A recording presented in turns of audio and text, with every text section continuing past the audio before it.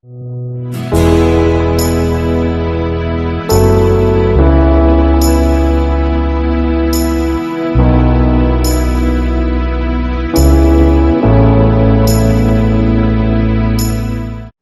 YouTube, it's Ewan Jones, and I'm here today with the author James Tate.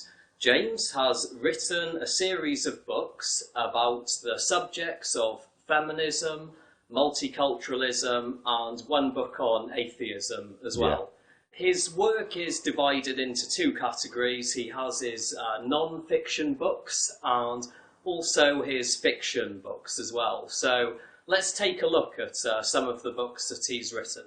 His non-fiction work includes Feminism is Sexism. His most recent one, Progressing Towards the Edge of a Cliff, Understanding Multiculturalism, and also Are All God Worshippers Mad? A little book on sanity. He's the author of the Warriors of the Iron Blade trilogy. He's also the author of The Identity Wars, The Macabre Dance, and The Most Hated Man. So, James, how's it going? Not bad. Okay, I'm ready for you. Good stuff, excellent. So, today we're going to be concentrating on your fiction books. So, what was it that persuaded you to start writing fiction regarding these subjects? There's quite a long answer to that, so I'm going to have to test your patience here if you'll give me a minute. Sure, go for it. Because, as you say, I also write non-fiction, but it seems to me that that's not where most people get their ideas from. So, I mean, I can write a book like Feminism is Sexism. It lays out what's wrong with feminism, why feminism is the opposite of what it pretends to be. Mm-hmm. But how many people will want to read that kind of book out there in the mainstream? You and I are the kind of people who might read that book, but the mass of people aren't, right? And you think, well, like, where do most people get their ideas from? And it's not from books which have set-piece arguments. They'd consider that to be a textbook, right? They don't want to read that. They want to read something that's entertaining, right? If they read at all, they want to read something that's got a nice little story in it and some characters, right? And if you look at why we can't get our ideas across, one of the reasons is that most people, most of the time, believe whatever they hear most often. They hear what's in the culture around them. And that culture around them is, for many people, entertainment, right? So, I mean, if you consider the difference between something that is true, and very obviously true, and what people believe, you can see how far removed they are from the kind of set-piece arguments that we might put in a YouTube video or something like that, right? Take three facts, three uncontentious facts that everybody would agree on, right? Fact number one. Women have wombs, men don't. Fact number two, women have a reliable oral contraceptive, the contraceptive pill, and men don't. Fact number three, women have abortion rights, and men don't. Right? Now, those three things I think anybody would agree with, right? Those are uncontentious facts. But what follows from those three facts is something that most people don't seem to be aware of, right? If women have got the reproductive rights and men don't have reproductive rights worth a damn. You can basically say men don't have reproductive rights, right? Women have all the reproductive rights. It means that any young couple are in the position where women totally control men's fertility. Women decide whether men become fathers or not, right? So based on those three facts, right, that if a young couple are together and she gets pregnant, right, she decides if he really wants that child, that's his child in that womb. If the child is born, he'll be legally responsible for it. So it's his, right? As much as it's hers, right? If she decides to kill his child, to terminate the pregnancy, he has no say. She can do it without his consent, right? It's just down to her. It's the woman's right to choose, my body, my choice, right? On the other hand, if he doesn't want the child, she can decide to take the pregnancy to full term, have the baby, and then he's the legal father of that child with legal responsibilities for that child without his consent. So she can kill his child without his consent, or she can make him a father without his consent. Whether he does or does not become a father is entirely her decision. He has no say, he has no rights, his consent is not required. So men are in a position where they don't decide whether they're going to be fathers or not. A woman will decide whether this man is or is not a father. That's the reality. And out there in the world, everybody knows this reality. This is if it could be you and your girlfriend, and you're in that position. You know it to be true. And yet people don't view it that way. They view it the way they've been told to see it. Feminism tells them what to think and they think it. So back in the 80s, I think it was, Margaret Atwood wrote a book called The Handmaid's Tale. And this book was the exact opposite of what is true. The polar opposite of reality. In this book, men controlled women's fertility. Right? It was all down to men whether women gave birth or not, and women were used as baby-making machines. It was a science fiction fantasy. And this novel by Margaret Atwood was the opposite of reality. It was a complete fantasy. And yet that's the view that many people have. They think it's all a wicked conspiracy that men are trying to control women's fertility, when in reality, it's women who control men's fertility. Right? That book was given a big push by feminists, right? They turned that into a bestseller. It became a movie with Natasha Richardson and Robert Duvall, also called The Handmaid's Tale. And now it's a television series. And the television series has just won a Golden Globe Award for the best series of the year. Right? They're pushing it. They're pushing their ideas. And they push their ideas in entertainment. And that's the smart move, right? You can see why they do that. Take another example. You might look at a YouTube video by an MRA, Karen Strawn, somebody like that, and the MRA will make a really strong case, and it's an evidence-based case. It's based on statistics. They rationally argue. They show that domestic violence is not a male crime, and it's clear from all the evidence that domestic violence is not a male crime. It's something that people do to people. Yeah. So women do it to men do it to women. Men do it to men, women do it to women, adults do it to children, even children do it to adults if some 14-year-old hits his mother, right? It's a crime committed by people against people. And if you look at the statistics, the relationship that's most likely to have domestic violence is a lesbian relationship. They actually score the highest, right? Lesbians commit more domestic violence than any other type of relationship, right? So there's no way in the world that anyone could, in reality, see this as a male crime. And yet that's exactly how people do see it. Ask yourself why, and the answer is obvious. It's because they look at EastEnders, and in EastEnders there's a storyline where a female character is being beaten up by her boyfriend. And they watch Coronation Street, and in Coronation Street, one of the female characters is suffering domestic violence from her husband.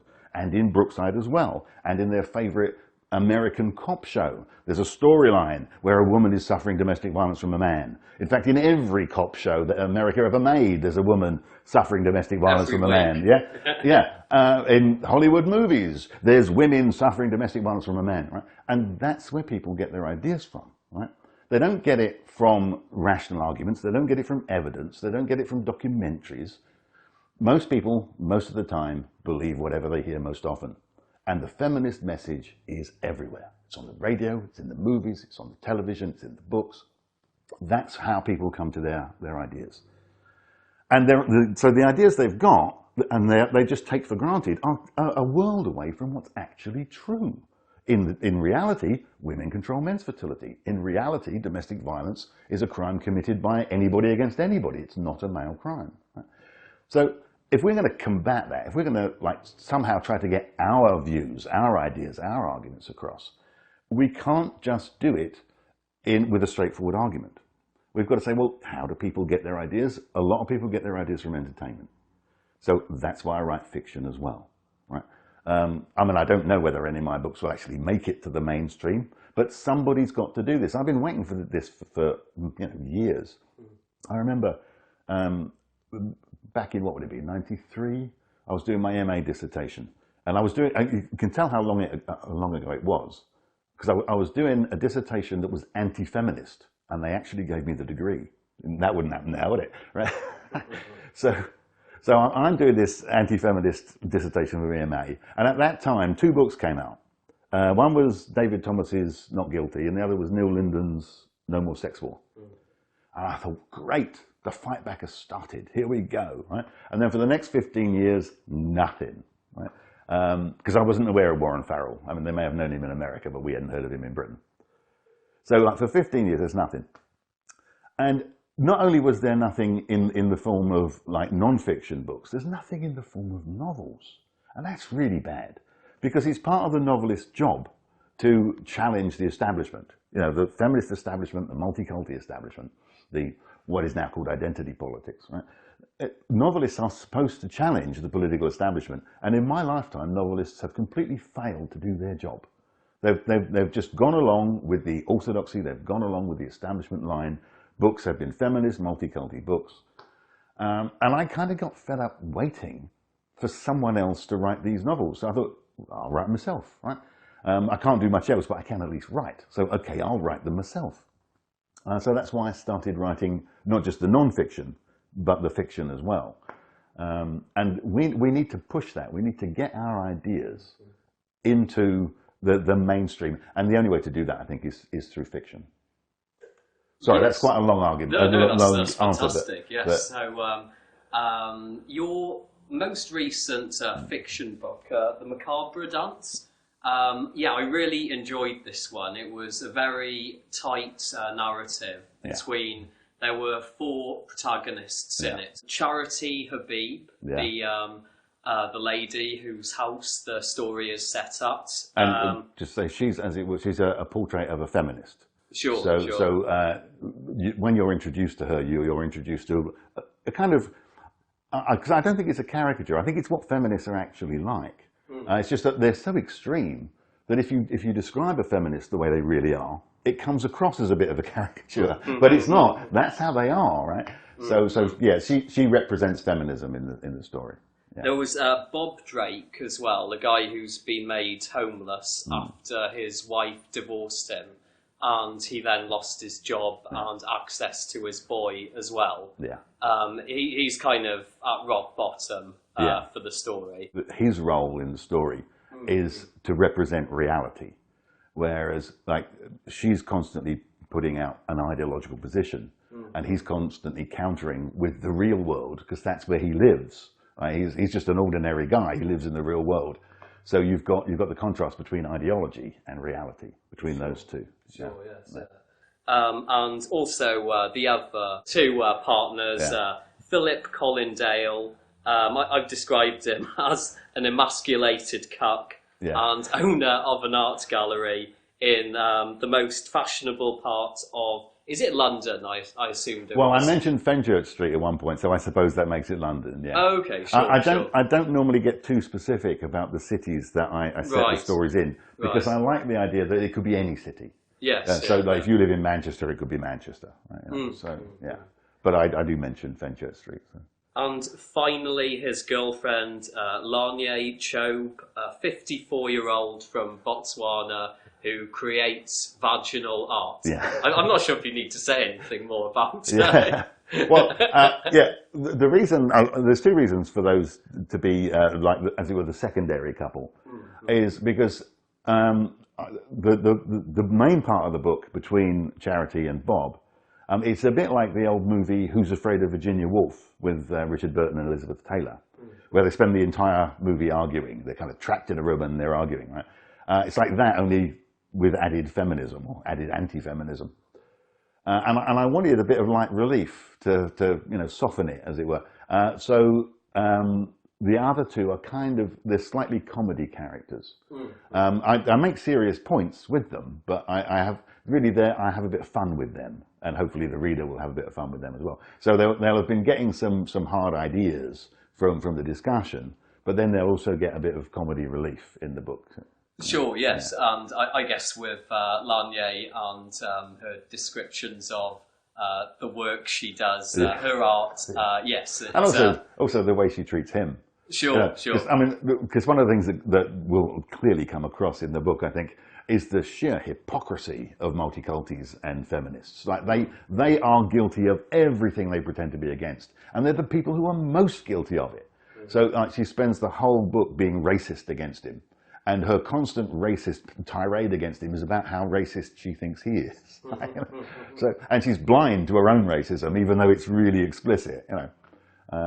So yeah, and in that way, I get a bit of multi-culti discussion into it. Sure, because most of the book is kind of anti-feminist, but there's also a bit of multi-culti in there as well. Yeah. Yes, I see that as a kind of recurring theme that you go back to. Is I suppose the destruction of British society by these two movements, primarily feminism and not just multiculturalism, like but yeah, all society. of Western society as well, by the same token. And again, doesn't that speak really badly of the novelists of the last 40 years? Because I mean, we're living in a time when we've got a demographic revolution across the whole of Western Europe. Right? It's a huge historical event. London is no longer an English city. Birmingham is no longer an English city. Leicester is no longer an English city. What they call the white British are now a minority in those cities, right? This is hugely historic, what's happening here. You've had 1,400 years of English history. It's coming to an end. London's no longer English, right? And what are the novelists talking about? They're examining their navels, right? You've got middle-class novelists writing novels about middle-class women with their middle-class concerns. And yet what's going on in the world is enormous, it's immense. And that's what writers should be writing about. So to me, it seems perfectly natural that should be the focus of all my writing, because that's the great events of the day. It's like living in the middle of a war and writing stories that have nothing to do with the war. Sure, yeah. So, if all this is going on, shouldn't you be writing books about it? And novelists have completely failed to do so. Hopefully this isn't getting too far into spoiler territory. I just want to talk about the basic premise of the book, which is that I shall refuse to answer if you get too bad in the spoilers. Oh, okay, sure. Because I want people to read the books. Fair enough. So Bob is he's living homeless, and because his wife divorced him, he had to make alimony payments. He was unable to do this. And he lost access to his son, and subsequently, also he lost his house and then his job from there. And so he's at rock bottom. He steals a car, and he eventually finds his way to the peaceful village of Fallow-on-the-Moor, where he steals into this lady, Charity Habib's house. And the story is her coming back home one night, the confrontation between those two, and then the confrontation between those two and the other two who are also driving in that direction. The format is essentially a thriller format. So you've got an isolated country house. It's in the middle of the night. It's a huge rainstorm, right? She comes home and she finds a man in her home, right? And so that's the kind of thriller format, right? But from that point, it gets political. Yes. Right? Yeah. Also, I object to the word ladies. There are no ladies, there are only women. And for these two in particular, probably the term lady wasn't the best. One of my rules is there are no ladies, there are only women. So we'll just refer to them as women. As women, from now on. So I found it really powerful, really tightly driven narrative, and it was this through these four characters, it was this kind of smashing together of all of the major problems that we're seeing now in Western society. And it's very explosive. But in microcosm, because they're all in this little cottage, right? So, I mean, at one point, I say something like the diversity inside the cottage was more tumultuous than the rainstorm outside, because you can see how it all crashes together and nothing fits. Because, I mean, one of the laughable things is that in my lifetime, everyone's assumed that feminism and multiculturalism go together. and they don't. Feminism lays down universal laws. So, if a woman says that, the feminist says that women should be treated in a certain way, they don't mean in this culture, they mean everywhere. If they're against FGM, they're against FGM everywhere, right? Whereas multiculturalism is a culturally relativist ideology, where it says, well, you can't judge this culture by the standards of that culture, and everybody's got their separate cultures with their separate belief systems and so on, right? So how do these two things go together? They don't. One's culturally relativist and the other one lays down universal laws. And you see the conflict there when Islam rears its head, because feminism can't deal with Islam, right? Feminism wants to lay down rules, but at the same time, it wants to be they want to be multi-culties and be culturally relativist, right? So they end up effectively defending Muslim rapists across Western Europe on the grounds that anybody who talks about the increase in rape across Western Europe due to migration is therefore a racist, right? So you've got feminists defending rapists, right? I mean, I'm reminded of Lily Allen's recent comments on Twitter. I'm not sure if you saw these ones. I did, but I don't remember them. She said that some of the girls who were raped up in Rotherham would have been raped by somebody else anyway. And that shows you the difficulties that feminists get into trying to wed these two incompatible ideologies. And at some point, they're going to have to decide, are they feminists or are they multi-culties? Because they won't be able to be both. The two things conflict. Right? And that'll be a laugh for you and me. Yeah. When we watch them having to choose, are they going to choose feminism or are they going to choose multiculturalism? I mean, my take on multiculturalism generally is that it's an ideology a culture has immediately before its death. It looks that way, doesn't it? Yeah. I mean, it really does look like the Western cultures have kind of got cultural exhaustion, as it were, and they just want to lay down and die. I mean, it's a tragedy. It's a historic tragedy, but there doesn't seem to be anything anyone can do to stop it. It's just happening right in front of our faces. Yes, yeah. I mean, I think Western society isn't going to die with a bang, and it isn't going to die with a whimper. It's going to die with an apology. So sorry for being white. That's going to be the death of Western culture. Right? Which is, pathetic, and yet who can do anything about it? All I can do is write books. Yeah, fair enough, yeah. And so I loved in the book some of the, just descriptions of, or just the mindset really of, say, Charity Habib, and also the other, even more ridiculous Lanier. Lanier Chauvy, yeah. I mean, she's a wild character, that one, yeah. But the thing is, they're ripe to be satirized, to be parodied. And you don't have to do much to satirize them. All you've really got to do is present them as they are in the world, and that they're kind of a self-parody, feminists and multiculties, right? Which is why, novelists should have been doing this years ago. Yes, yeah. It seems as though a lot of people, are they're told that it's sexist or racist if they do this. And they live in fear, don't they? I mean, political correctness is a kind of psychological terrorism. Yes. Where, everybody's so frightened of being called a name that they don't dare speak their mind. And, I mean, if you think we're talking about the death of cultures here, I mean, all the ethnic cultures of Western Europe, English culture, German culture, Dutch culture, Danish culture, they're all dying from this combination. Because I think, feminism on its own will radically undermine any society. And multiculturalism on its own can destroy a society, right? Because instead of having a culture, you have multiple cultures, right? And that's socially divisive. But we've had both of them together. We've had them simultaneously. And I don't think any culture, any society can survive that. Feminist multiculturalism is unsustainable as a society. So, and there's, with all this going on, I don't know, it's, at some point, you've either got to have the courage to speak out, or you've got to say, well, I'm prepared to just let my culture die, right? And, if people give in because they're frightened of being called a name, if they're going to say bad things about me, they're going to call me a misogynist and a rape apologist and a racist and a xenophobe, right?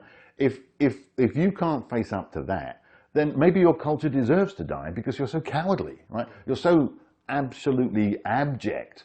In the past, people have, you know, fought and died to protect their cultures. People have, the whole history of, like, say, a culture like the English. It goes like generations of people struggling, working hard, working their guts out to provide for their families. Trade union movements, or the Chartism, all that effort, you know, the Luddites and everybody. All through history, people have had to fight for the culture. And we've now got to the point where people say, oh, well, I can't fight for the culture because someone will call me a nasty name. You know, if that's how pathetic people have become, if they're that weak, that cowardly, then how can the culture survive? You know?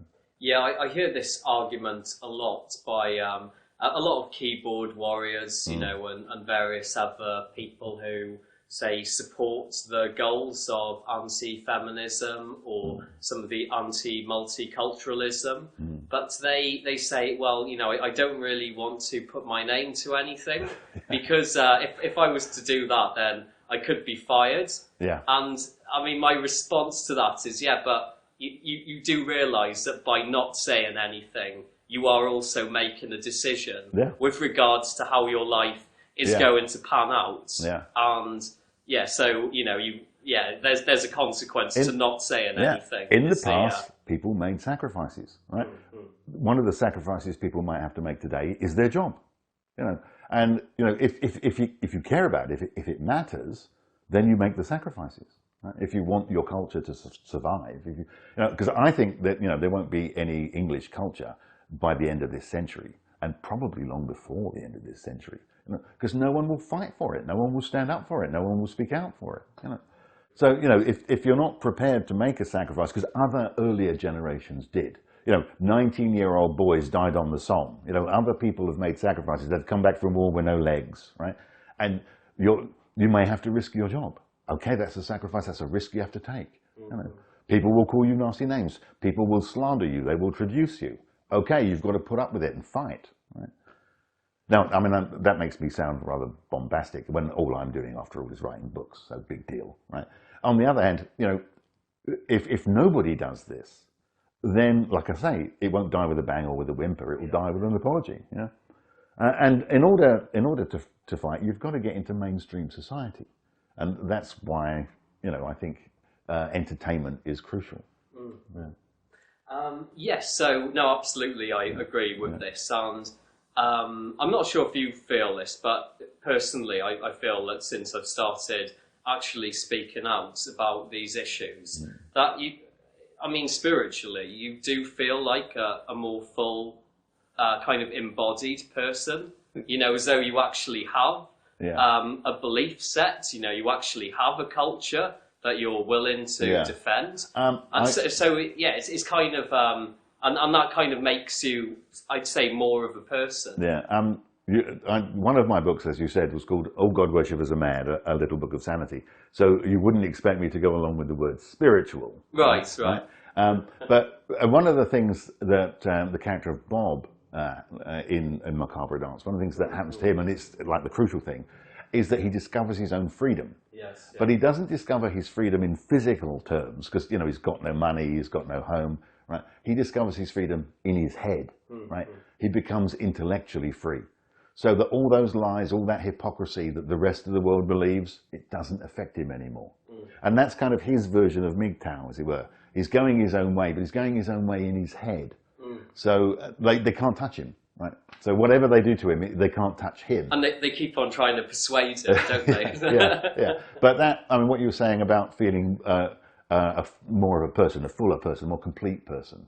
Well, in Bob's case, he becomes a free person. Now, he spent his entire life trying to please other people. And he finally gets to the point where he's simply free. He doesn't need their permission, and he doesn't seek their approval. And that's something that is, as it were, my version of what you would call spiritual. Yeah.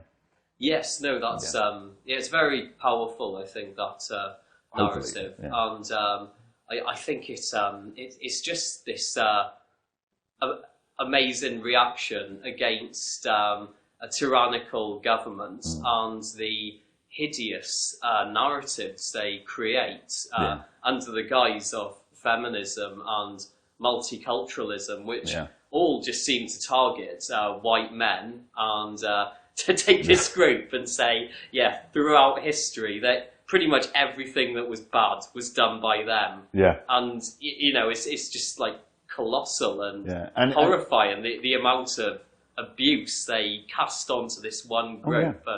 That's, I mean, one of the things that I try to do with my books is to say how that happened. How did we get to this crazy place, right? You know, because society, and has always had its problems, obviously, right? But you know, we've got this infantile society now of the people in charge seem childish in the decisions that they make. They're making decisions based on emotion. They're ignoring the facts, right? You know, how did we get to this crazy place? And I think the beginning point of all of this, at least the crucial beginning point, you could trace it back further, I'm sure, but the thing that matters for me is that when multiculturalism and feminism started, they started with the idea that they were the people who were opposed to prejudice, right? And this is why they always claim the moral high ground, although, you know, they're really immoral people. They're racist against white people, they're sexist against men. Their whole argument now, as you say, is just a tirade of racist, sexist hatred for white men. And yet they still think that they occupy the high moral ground. And the reason is they started from a position of saying, well, we're opposed to prejudice. And they made the crass mistake of thinking that, therefore, anyone who disagrees with them must be in favor of prejudice. Right? Now, obviously, that's not the case. You can have all sorts of reasons for being opposed to feminism and multiculturalism and anything else. You can be opposed to any ideology without necessarily being prejudiced. But because they saw themselves as the people who opposed prejudice, they took it for granted that anyone who disagreed with them was in favor of prejudice, and that's why they've been engaged in the politics of name-calling for 50 years. Yes. You're racist, you're sexist, you're Islamophobe. They always attribute prejudice to anyone who disagrees with them, right? Yeah. And that gives them a mindset that leads directly to totalitarianism, at least totalitarianism in their head, right? Because if everybody else's argument is based on prejudice or motivated by prejudice, then like everybody else's argument is invalid because prejudice invalidates an argument, right? So they've got this idea that their argument is the only one, their worldview is the only one that's valid, that's legitimate. Everybody else has an invalid opinion because everybody who disagrees with them is just prejudiced. Yeah. So you end up with the position where they oppose freedom of speech. Why do they oppose freedom of speech? Because everybody else is just hate speech. Everybody else is just a bigot. Right? They've ended up in a position where only their view is a legitimate view to be expressed. Right? And it came from that initial mistake they made of assuming that everyone else is a bigot. And they've now ended up in the position where only their view can be articulated because anything else is hate speech. Right? And that's why they're so authoritarian. Right? That's why they oppose freedom of speech. I'd say that's a pretty good description of the left wing now in 2018. Certainly under Corbyn. And, except that I wouldn't call them the left wing anymore. I think left wing politics died in the 80s. Because left wing politics is basically about supporting the working class. I mean, if you want left and right as political terms, they refer to class terms, right? Left is working class, right is ruling capitalist class. Yes, And in the 80s, they kind of abandoned the working class, indeed betrayed the working class, in order to take up the new oppressed groups, women, ethnic minorities, anybody who's any colour other than white, right?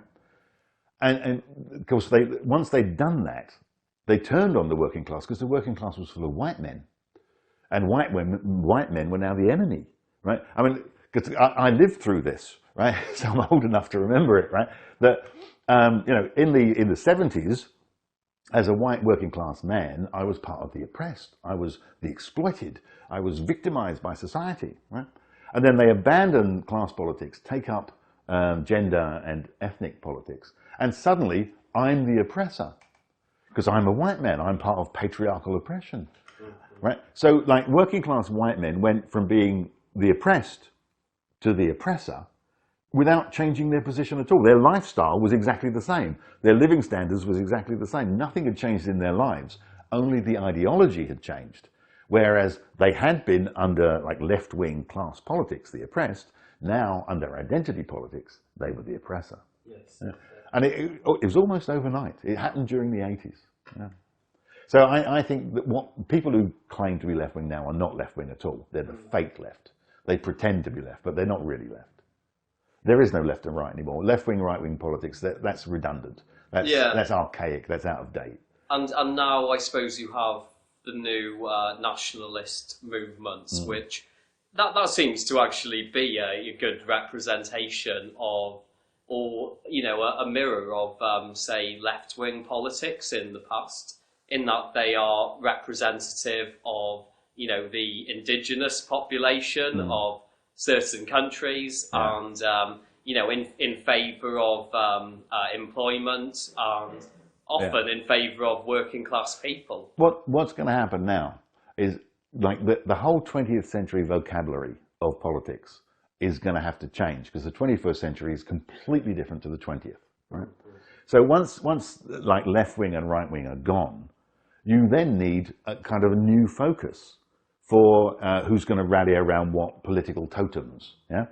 And of course, it's been forced upon us. We don't have a choice. It's been forced upon us by identity politics, right? So now, the people who are the victims of identity politics, those white guys you're talking about, right? They're going to look for, okay, what's my identity? What's my flag that I'm going to hold up?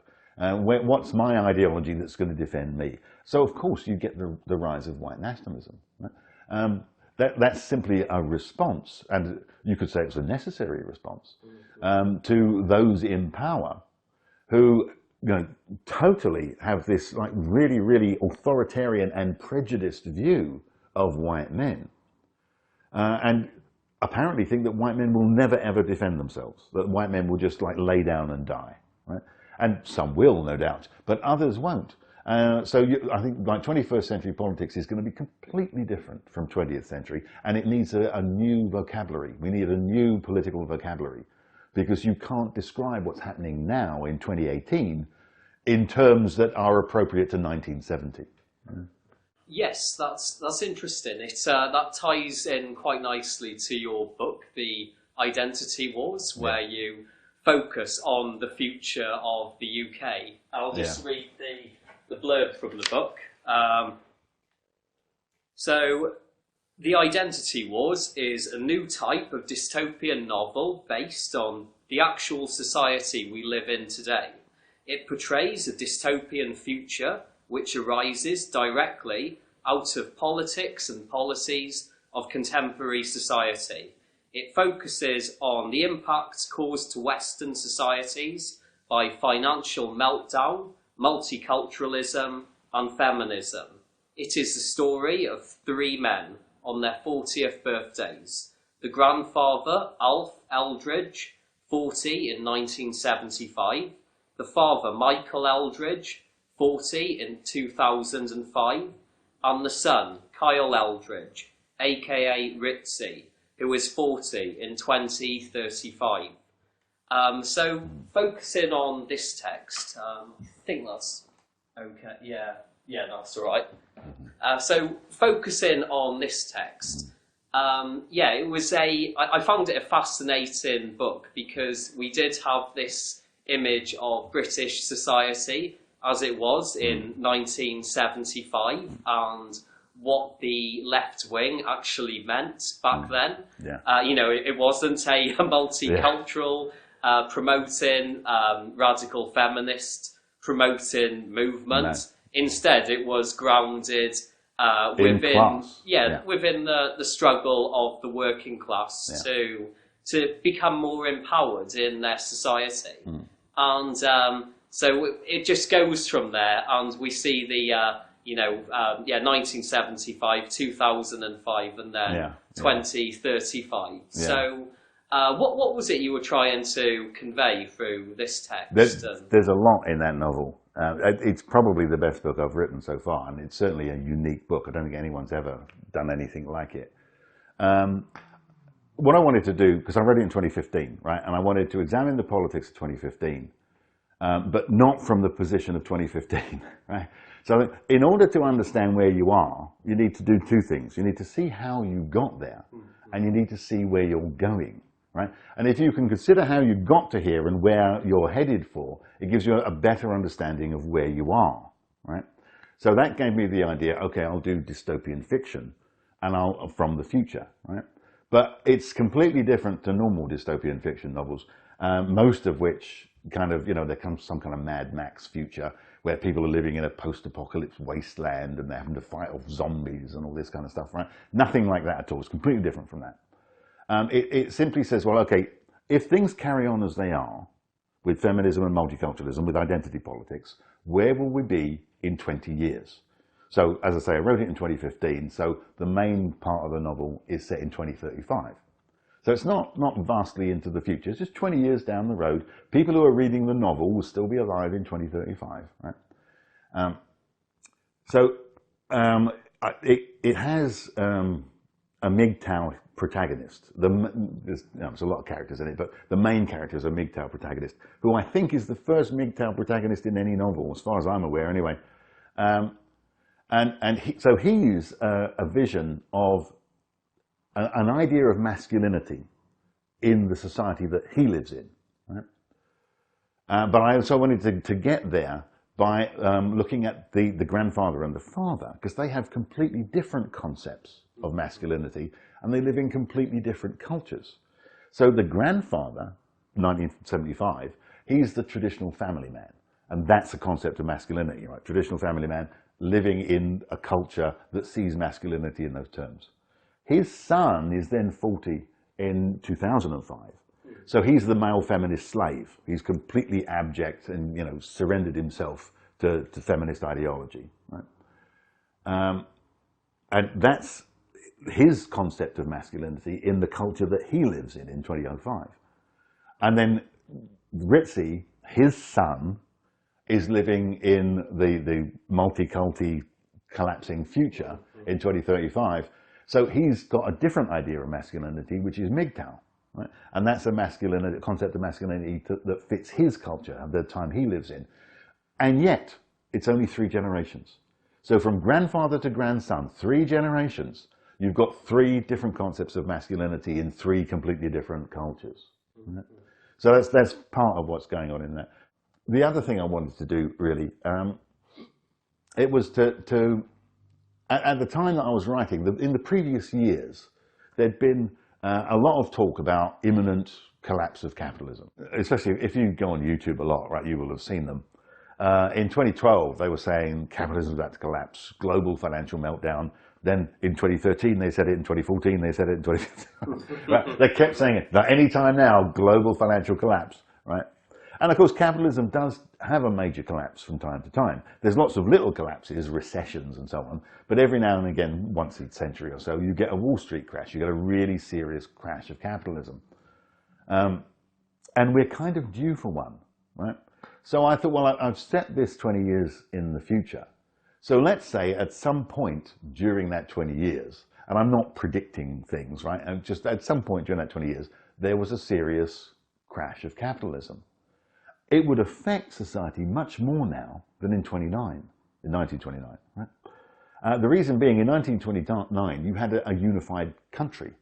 I mean, France was French, England was English, Germany was German, America even was American. Right? You had a kind of you had a unity, right? In England, you could say things like, "We're all in this together. We'll all tighten our belts. We'll all batten down the hatches and get through it." Right? And you can do that if you're a national community. You can do that if you've got one ethnic culture, if you're a monoculture, right? Even with the class divisions, it was still possible for everyone to say, well, everybody's in bad shape here. We've all got to get through this together. That's not the case in a plural society, in a society of multiple cultures. If you have a crash of capitalism in feminist multicultural society, what you've got is a group of different cultures, each of whom have their own interest. Each community will look after itself. Right? When resources get scarce, the whole idea of like we're all in this together doesn't work, because there is no national community. There's only communities, plural. Yeah? So everybody starts looking out for their own community, and you end up with internecine conflict. It's each culture against all the other cultures. Right?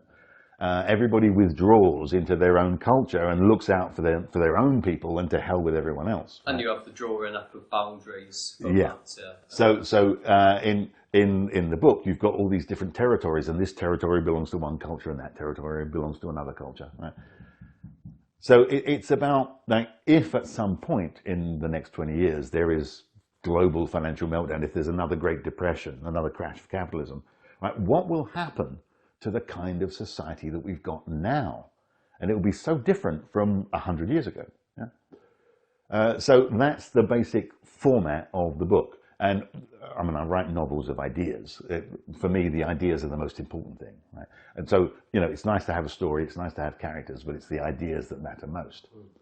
And it's about, well, what will happen to a feminized, multicultural society when capitalism crashes. So that's the identity wars. Yeah, that was fascinating to hear you explain it. And it's a cracking book, and some really interesting, I'd say it's this interesting, you know, focus over time on this process of multiculturalism and feminism. Yeah. And then, you know, just the steady downward spiral that we see it within the society caused by that. So in 1975, there's, I mean, the protagonist then, Alf Eldridge, he just talks about, you know, some of the initial upsprings of feminism and multiculturalisalism.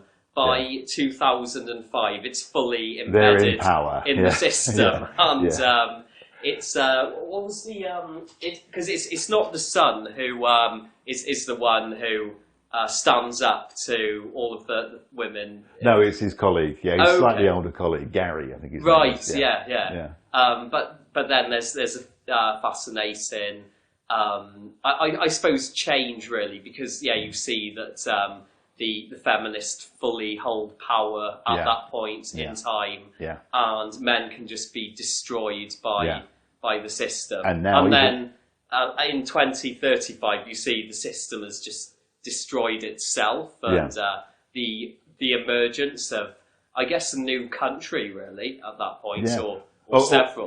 Really, it's no longer a country, in that, because I think nation states will decline, and you'll get more regional governments. Because I mean, if you look at a place like England, you know, in the Midlands, it's very heavily Asian, right? But in Cornwall and Devon, it's still more or less entirely English. Right? So you'll get different areas of the country with very different cultures in them. And then you'll also get places like London, which have what I call in the book total diversification, which means there is no dominant culture. It's just social incoherence. You know, you've got all this diversity and there's nothing to hold it together, no social cohesion at all. Right? So it seems to me that you can't really call that a country. And you certainly can't call it a nation. You know, for a nation to mean anything, everyone's got to have a national identity. They've got to be one people. Right? And in the future, you know, or in fact, even in the present, it's no longer the case that we're a nation. We're no longer one people. We're now multiple peoples with an S on the end. You know, and that's just going to get worse. And that's why it's unsustainable. It'll tear itself to pieces. So, I mean, I think something like identity wars will happen even without a crash of capitalism.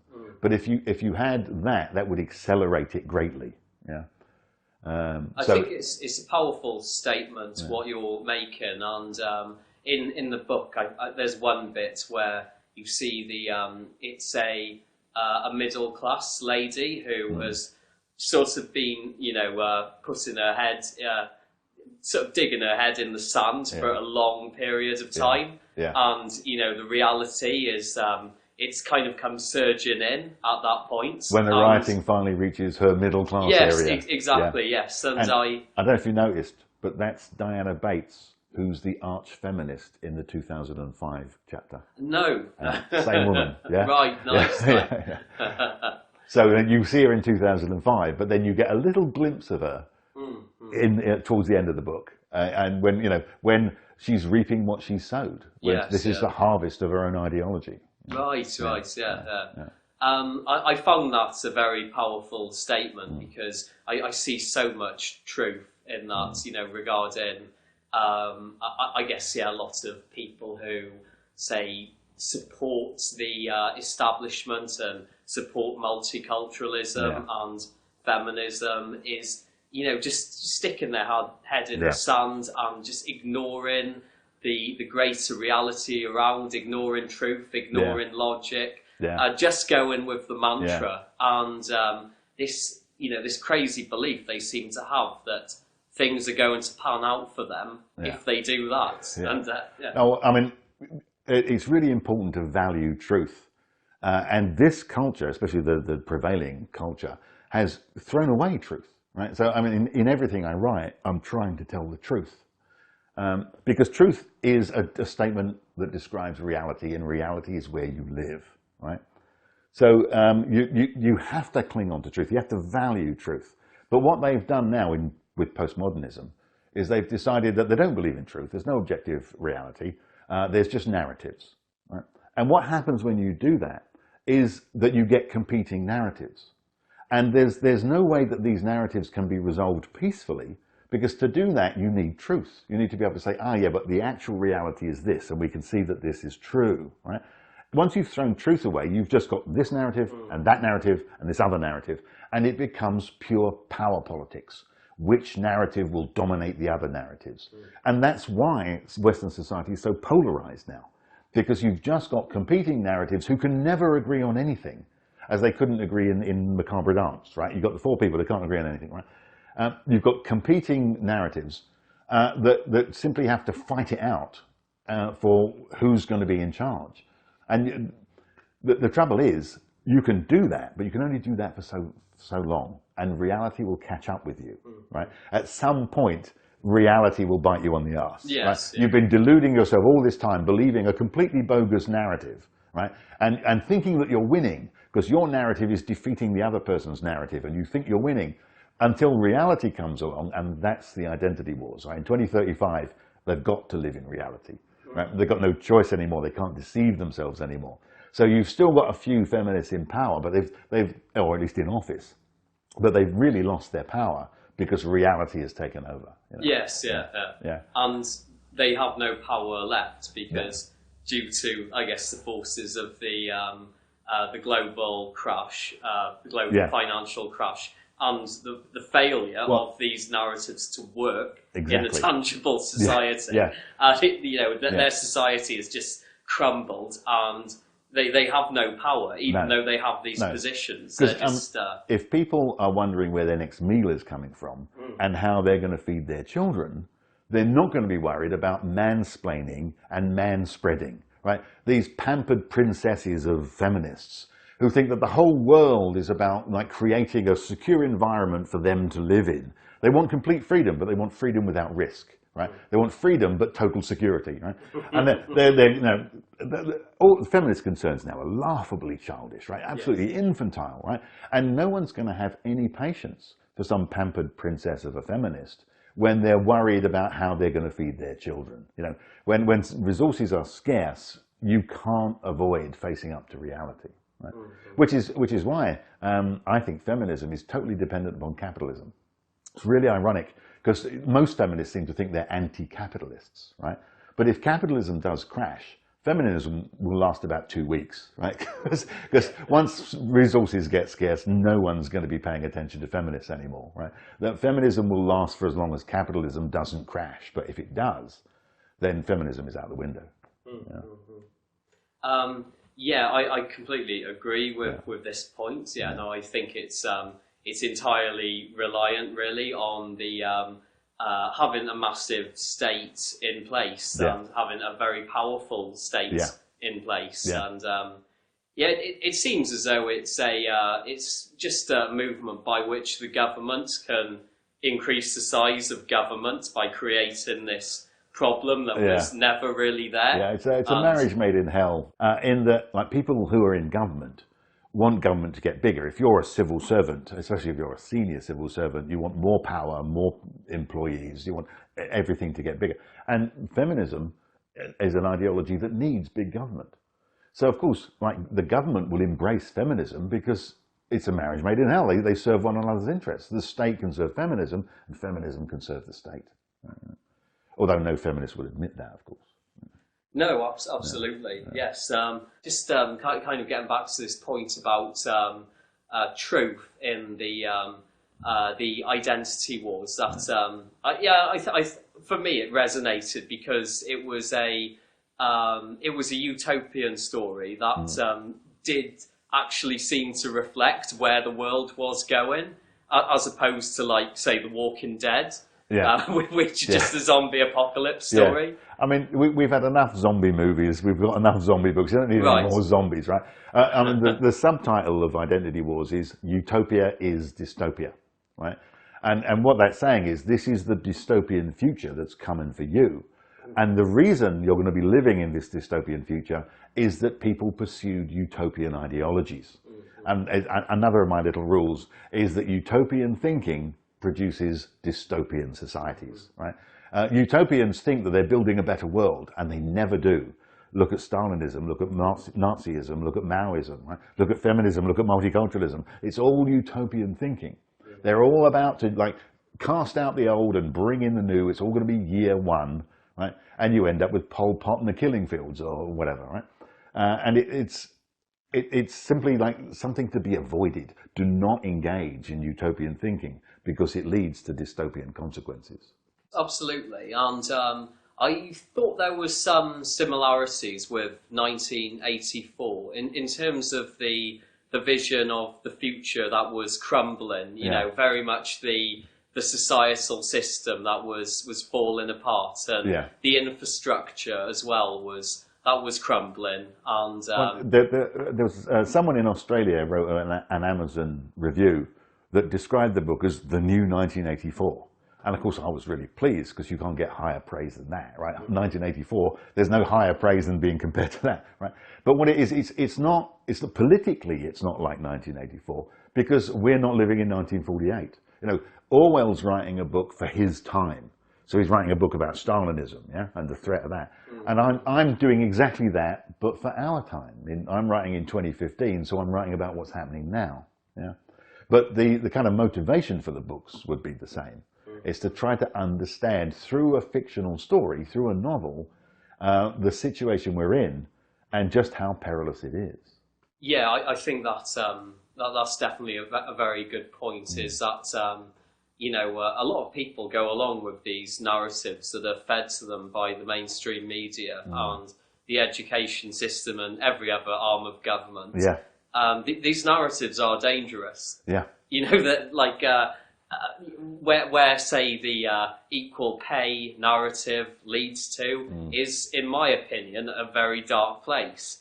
And you know what it leads to in terms of falling apart of the workplace generally. It's, you know, it's not a nice thing to happen. Toxic feminism has been poisoning gender relations for half a century, and yet they're still finding new ways to make it worse. So now we've got #MeToo. Right? I mean, like, feminism was the death of romance, right? If one of the things I put in Feminism and Sexism is a comparison of old romantic comedies and contemporary romantic comedies, which are neither comedic nor romantic, right? So in the past, you would have romantic comedies where there was a kind of give and take between the male and female lead, and they would score points off one another, and it would be a screwball comedy, and there was a kind of equality between the male and female leads. That doesn't happen now. In modern rom-coms, the man is just this inadequate. He's deficient.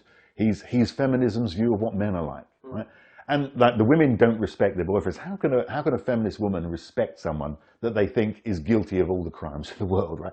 He's this guilt object. He's a universal scapegoat. He's this shameful, inferior thing.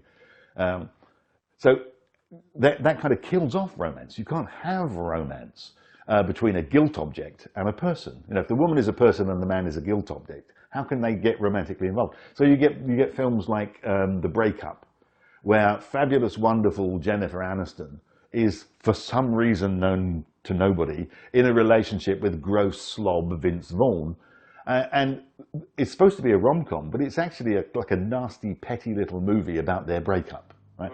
And that's feminism's idea of romance, right? Yes, Feminism is the death of romance, right?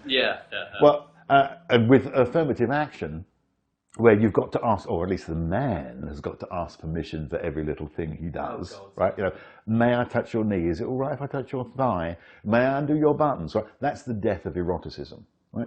How can you maintain any kind of erotic feeling if one person's got to keep asking permission all the time, right? So not only is feminism the death of romance, feminism is the death of eroticism. And now with Me Too, men will be frightened to flirt because anything you say can be taken the wrong way.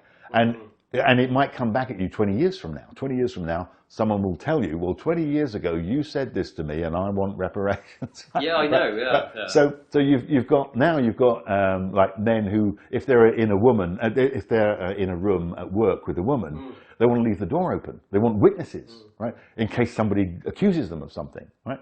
So like now feminism is the death of flirtation.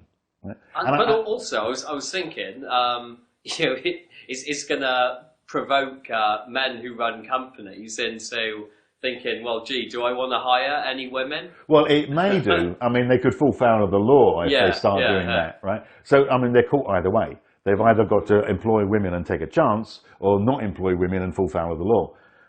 But I think this is why you're just starting to get anti-feminist women coming through, right? And I'm not talking about the serious-minded anti-feminists like Karen Strawn. I mean, just ordinary women who are starting to just get a bit second thoughts about feminism. Maybe feminism wasn't quite the unvarnished, golden, wonderful thing that they thought it was, right? And the reason for that is that toxic feminism has poisoned gender relations to such an extent that you now can't have romance, can't have eroticism, you can't even have flirtation. And you've got MGTOW, men walking away from women, shunning women, right? And the women are beginning to notice. Right? And what have they got in its place? Their job, right? So, you know, I mean, maybe they love their career, but most people don't have careers. Most people just have jobs. It's a chore you do to earn money, to earn a living, right? You know? So, okay, you've sacrificed romance, eroticism, and flirtation in order to earn a living doing your own job. And I think that's starting to get a few women thinking, oh, maybe we should rethink this. Maybe this is not as good for women as we thought it was, right? But of course, it's too late now. You can't go back. You know, men have had 50 years of slander and insults and abuse. Men are sick to death of fucking feminism, right? Because it's just unrelenting. They never stop, right? And, you know, if someone spits in your face every day for 50 years, you don't forgive them easily. Right? Women have betrayed men in the Western world with 50 years of spitting in men's faces, right? So even if women were to decide now that perhaps they're not feminists after all, I think it's too late, right? You can't undo the damage that's been done in those 50 years. I mean, think of little boys in schools. They're being raised by feminist school teachers telling them that they're going to grow up to be wife beaters and rapists, right? And telling these little boys, especially the little white boys, right, that everything is their fault, that the groups they belong to are the bad groups, right?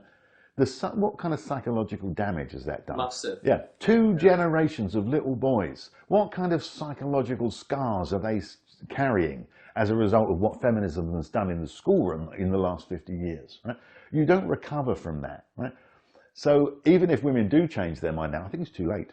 Too late. You know, the amount of damage that's been done to men means that men are not going to forgive women, and they're not going to trust women I mean, easily. Personally, I find it very helpful when women do become anti-feminist, when they do turn against it, because I guess you know, I suppose feminism has made the claim that it owns the sisterhood. Yeah. So, you know, the sisterhood is just part of feminism, and it's in feminism's clutches. And so when these women turn against feminism, they say that they're turning against the sisterhood, and there's a sort of, I find this quite helpful for the movement. And I mean, generally, I just think it's a good thing that people are turning against the narratives that are given to them by the mainstream media.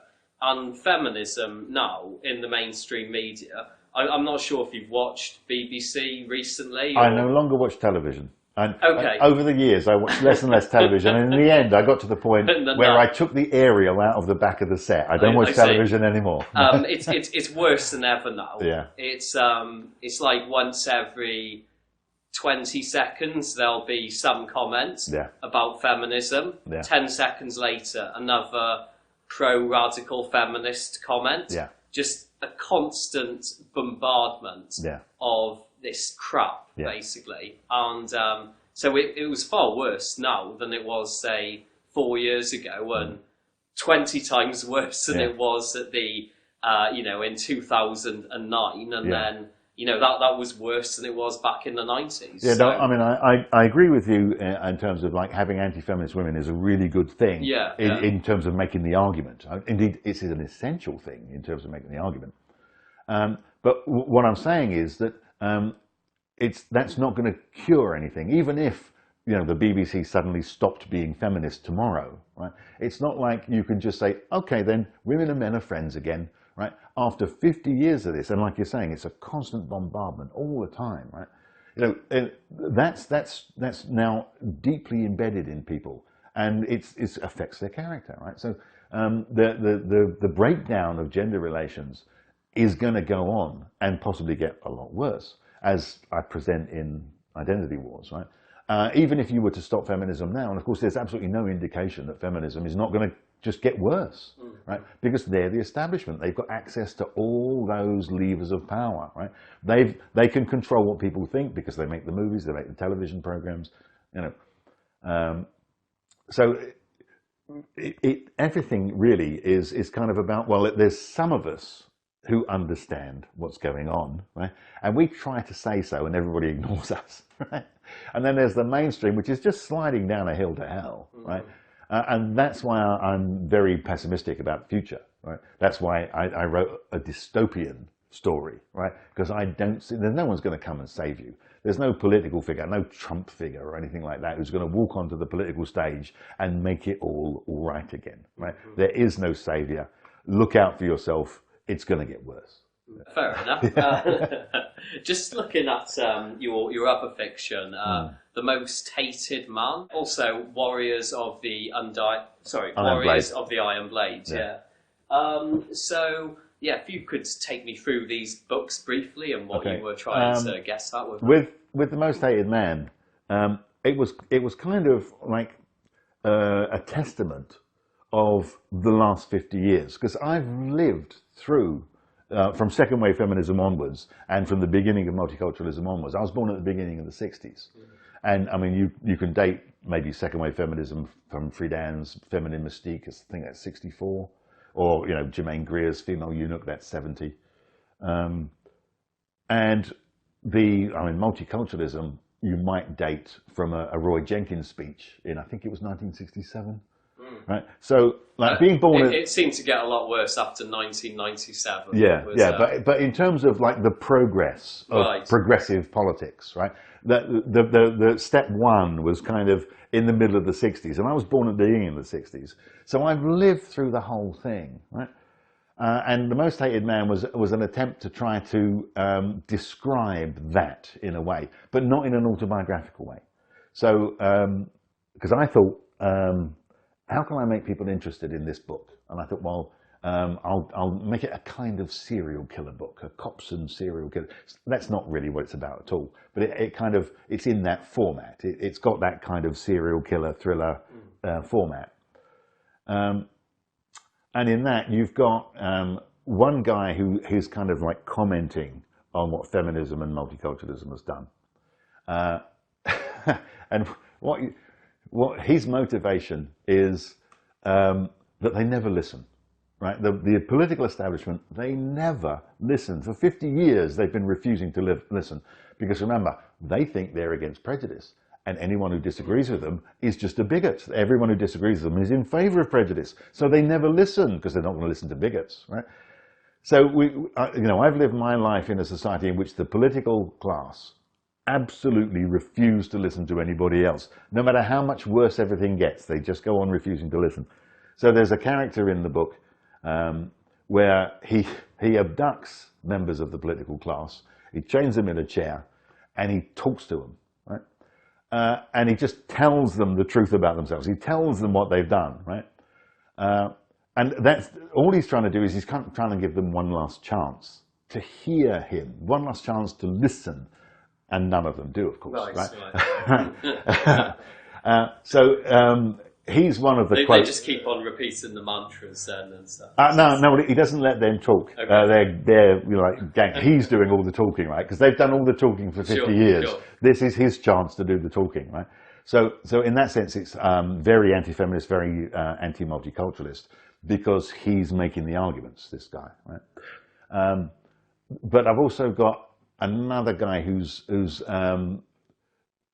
he's also a kind of serial killer character. Although neither of them are really. And he's commenting on society in a different way. He's commenting on youth culture, right?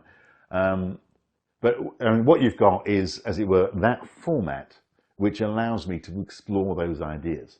And that's what I need in a novel. I need a format that is something that people recognize. So, thrillers, serial killers, that's a recognizable format. Or dystopian fiction, dystopian future, that's a recognizable format. I'll take an existing format, but then I'll use it as a vehicle for the kind of ideas that I put in my non-fiction books. So, I mean, you could get the same ideas, the same arguments from both. It's just that one is a straightforward argument, non-fiction, and the other, like I was saying before, if you want a spoonful of sugar to help the pill go down, by writing it in the form of a story with characters, that's the spoonful of sugar that helps the red pills go down, right? Sure. You get the ideas across, you get the arguments across, but in the form of a story to make it more accessible. Right? So that's what I was doing with Most Hated Man. Yes, and I find that element fascinating, that no one else really does this, when in terms of non-fiction writing, because it has to be quite measured when you're doing non-fiction writing. You have to back up your claims. Yeah. You can't just have a crazed rant about a topic. But with fiction, you can, and I think it's very powerful in that way, because you can, by allowing characters to do that, you can hint at a deeper underlying truth that is much harder to get to in a way with non-fiction. Really, with that one, it's it's just presenting the facts and I suppose a more measured take on them, and then letting the audience or the reader fill in the gaps. Yeah, I mean, if I'm writing non-fiction, then obviously I'm citing sources, I'm referencing things, I'm giving examples. And I like, as far as possible, to give examples from mainstream society, so that anyone who lives in mainstream society can recognize what I'm talking about. Whereas, of course, you don't have to do that with novels. You can just say whatever you want, right? Yes. But like I say, the same ideas and arguments that are in the novels are also in the non-fiction. So I'm kind of covered. I've got me references, I've got me evidence, I've got me examples, and which allows me then to just go to town with the novels and just take those ideas and run with them. Sure. So I was hoping to ask you what you're writing now and how it's going. Yeah. Because it actually takes us on to the Warriors of the Iron Blade series. Oh yeah, right? no, let's cover that first. No, well, because that's what I'm going on to next, right? What I'm doing now, I'm doing something very different with those, because the rest of my fiction is very overtly political fiction. It deals with the ideas, it deals with the arguments, it attacks them head on, right? And I thought, well, what about the people who find that all a bit overwhelming? There's a lot of ideas in this book. There's a lot of arguments in this book, right? I want to read something that's just a nice story, which is what most people read fiction for. They want to just read a nice story, right? So I thought, okay, let's try to write something where the politics is implicit, not explicit, right? Let's write something allegorical, where you can read the story and not even notice any of the politics, or you can read the story and see all the politics that's in there, but it's as a subtext, right? Allegorical stuff, right? So that's what the Warriors of the Iron Blade books are. Right. It's straightforward, in one sense, it's straightforward epic fantasy, right? So, sword and sorcery stories, Game of Thrones kind of stories, right? But within that, you have commentary on so like a country, there's a country called Gathkar, which is a country run by feminazis. It's just that within the story, they're a religious theocracy of female worshippers, right? You know, so I could say lots of things about what a society run by feminazis is like, but I put it within the sword and sorcery format, yeah. And I've got with the second novel especially, but also a little bit with the first. You've got opposition to multiculturalism, but in the book they're called the Guinean Gewelk. And they're the ruling class, and their policy is to include everyone, right? So there's your clue, right? If you're reading the book, you might just think that they're fighting against the Guinean Gewelk, right? But if you realize that their policy to include everyone is inclusivity, right? Then you understand that they're the multiculturalists. So volume 1 kind of sets the scene. So in that one, you find out about what the world is like that the stories take place in, right? With volume 2, what it's really about is a kind of ethnic struggle. And it relates to ethnic nationalism a bit. So anyone who's into ethnic nationalism might find that interesting, yeah? And then in volume 3, I introduce Islamic imperialism, but in a heavily disguised way, right? Because of course this is set in a world of warriors with swords, yes, so you can't just like import contemporary politics. You have to present it in a way that makes sense with the narrative. It makes sense as a story, but it actually relates to what's going on in the world today, right? So that's a different kind of thing where the politics is not explicit, it's not in your face, but it's there if you're intelligent enough to see it. Right? If you can read between the lines, the politics is there. Yeah, right? Yeah. And the book I'm thinking of doing next will be volume 4 of that. Yeah, right? Yeah. So volume 4 will just take the existing story on further. Yeah. Okay, excellent. No, that's absolutely fantastic, and I wish you luck with your future writing. I've enjoyed quite a few of your books. I haven't read all of them, no. But the ones I've read have been fantastic. There's 12 of them, so there's quite a lot. Yeah. I've been speaking today to James Tate, J.P. Tate, as he's known on his books. You can find his books at Amazon. I'll put a link in the description. I'll also put a link to his website. Thank you, James. Excellent discussion. Thanks very much to you. I enjoyed it. Thank you. See you later. Bye-bye.